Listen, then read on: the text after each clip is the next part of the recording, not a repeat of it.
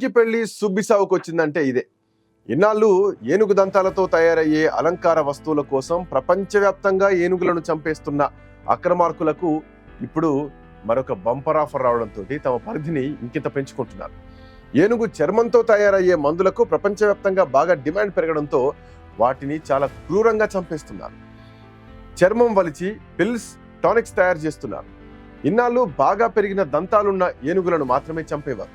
ఇప్పుడు చర్మం కోసం కనిపించిన ఏనుగునల్లా చంపేందుకు తెగిస్తున్నారు. ప్రస్తుతం ఏనుగు చర్మపు మందులు బాగా ట్రెండ్ అవుతుండడమే అందుకు కారణమంటున్నారు జంతు హక్కుల సంఘం సభ్యులు. ప్రస్తుతం చర్మం కోసం ఏనుగుల ప్రాణాలు తీస్తూ ఉండడంతో ఆసియాలో ఏనుగుల ప్రాణాలకు ముప్పు ఏర్పడింది. అడవుల్లో చర్మం పూర్తిగా వదిలేసిన ఆడ ఏనుగుల మృత శరీరాలను చూసిన వాళ్ళంతా ఉద్వేగానికి లోనవుతున్నారు. ఎందుకంటే ఆడ ఏనుగులకు దంతాలుండవు. ఇన్నాళ్ళు అవి సేఫ్గా సంచరించడం జరిగేది, కానీ ఇప్పుడు అలా కాదు. ముఖ్యంగా చైనాలో ఈ దారుణాలు ఎక్కువగా జరుగుతున్నాయి. మనుషుల ఆరోగ్యం కోసం అడవి జంతువులతో మందులు తయారు చేసే పరిశ్రమలు ఇక్కడే ఎక్కువగా ఉన్నాయి.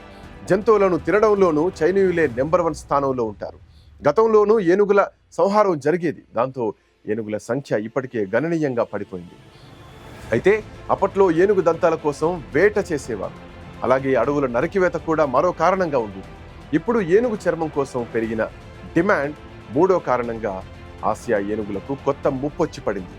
అటు మయన్మార్ దేశంలో ఏనుగు శరీరం అంతటికి డిమాండ్ ఉంటుందని అధికారులు చెప్తున్నారు.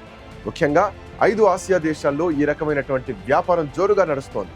చైనాలో అయితే ఏనుగు చర్మం వ్యాపారం ఆధారాలు 1990లోనే వెలుగు చూశాయి. కానీ ఇప్పుడు అలా కాదు. ఏనుగు చర్మంతో తయారైన ఉత్పత్తుల అమ్మకాలు, కొనుగోళ్లు ఒక్క చైనాకే పరిమితం కాలేదు. ఏనుగు చర్మపు ఉత్పత్తుల వ్యాపారం, స్మగ్లింగ్ ఆసియా ఖండమంతా కూడా విస్తరిస్తోంది. ఈ విషయాన్ని బ్రిటన్ కేంద్రంగా పనిచేసే ఎలిఫెంట్ ఫ్యామిలీ అనే స్వచ్ఛంద సంస్థ తెలిపింది.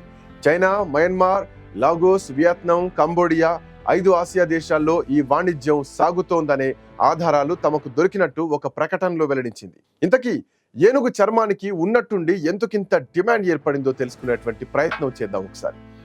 2000 సంవత్సరాలుగా అడవి జంతువుల రక్త మాంసాలను పొడులు చేసి మందులుగా తయారు చేసేటువంటి ఒక సంస్కృతి చైనాలో ఉంది. అక్కడ ప్రతి జంతువు నుంచి నూనెను తీస్తారు. వాటి శరీర భాగాలను వేరు చేసి పొడులు తయారు చేస్తారు. ప్రతి అవయవాన్ని వేరు చేసి నేరుగా వండుకొని తినేస్తారు. అయితే తాజాగా ఏనుగు చర్మాన్ని పొడి చేసి ఔషధంగా వాడుతున్నారు. ఏనుగు చర్మంతో తయారైన ఉత్పత్తులతో అల్సర్స్, కడుపులో వాపు, కడుపులో క్యాన్సర్ సమస్యలు దూరమవుతాయని ప్రచారం ఒకటి ఉంది.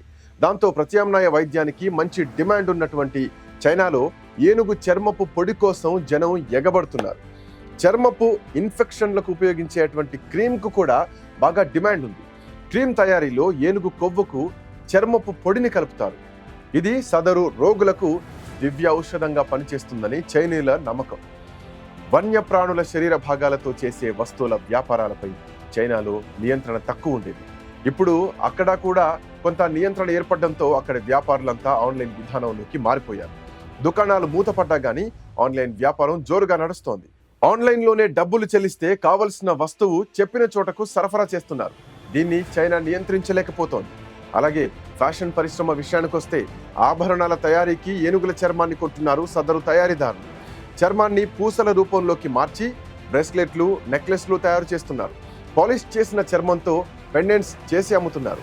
కొనేవారు విరగబడుతూ ఉండడంతో ఏనుగు చర్మానికి డిమాండ్ పెరుగుతోంది. అందుకు తగ్గట్లుగా సరఫరా చేసేందుకు మయన్మార్లో ఏనుగులను విచక్షణ లేకుండా వేటాడుతున్నారు.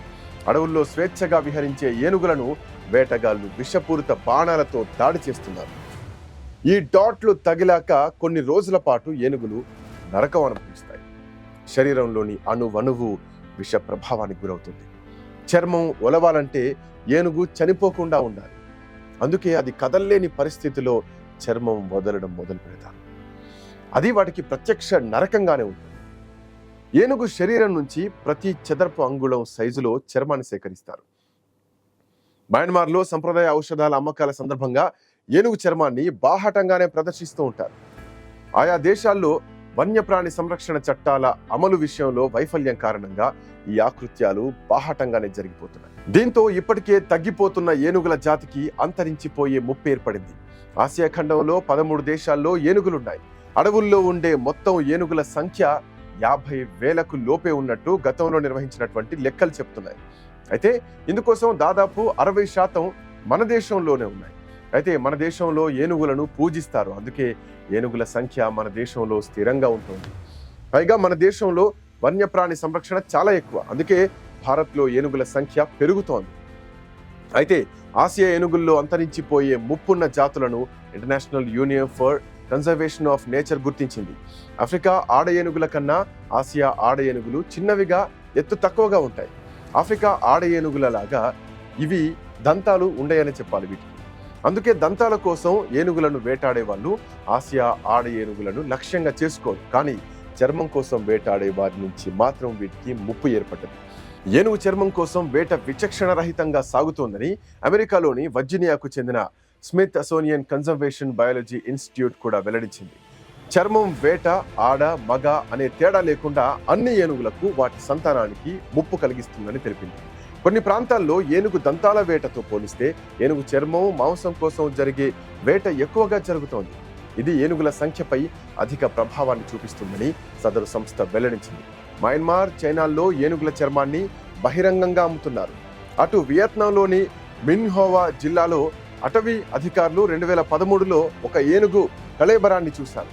దాంతో అక్కడ ఏనుగులకు వేటగాళ్ల బెడద ఉందన్న ఆందోళనలు మొదలయ్యాయి. ప్రస్తుతం వియత్నాంలో కేవలం 100 ఏనుగులు మాత్రమే ఉన్నాయి. ఏనుగు దంతాలకున్న విలువ చర్మానికి లేదు. కానీ ఫ్యాషన్ ప్రపంచంలో దానికి గిరాకీ పెరగడం ఏనుగులకు శాపంగా మారిపోయింది.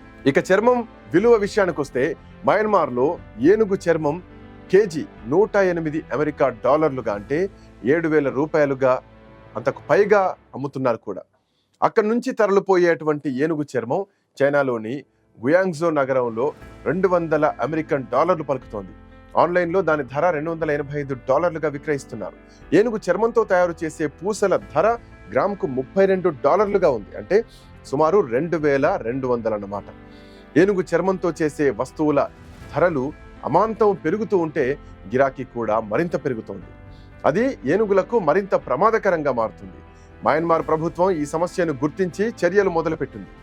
ఏనుగుల వేట వాణిజ్యంపై కఠిన చర్యలు తీసుకుంది. కానీ ప్రస్తుతం అక్కడ ప్రభుత్వం సైన్యం చేతుల్లోకి వెళ్లడంతో ఏనుగుల సంహారం విషయాన్ని పట్టించుకునేటువంటి నాథుడే కరువయ్యాడు.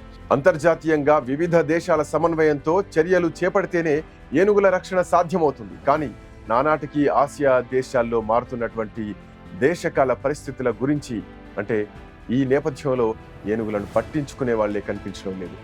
పరిస్థితులు ఇలాగే కొనసాగితే రాబోయే తరాలకు ఏనుగులను ఫోటోల రూపంలో చూపించాల్సినటువంటి అగత్యం తప్పేలా కనిపించడం లేదు. చూసారుగా, ఇది ఇవాల్టి ఇన్ డెప్త్.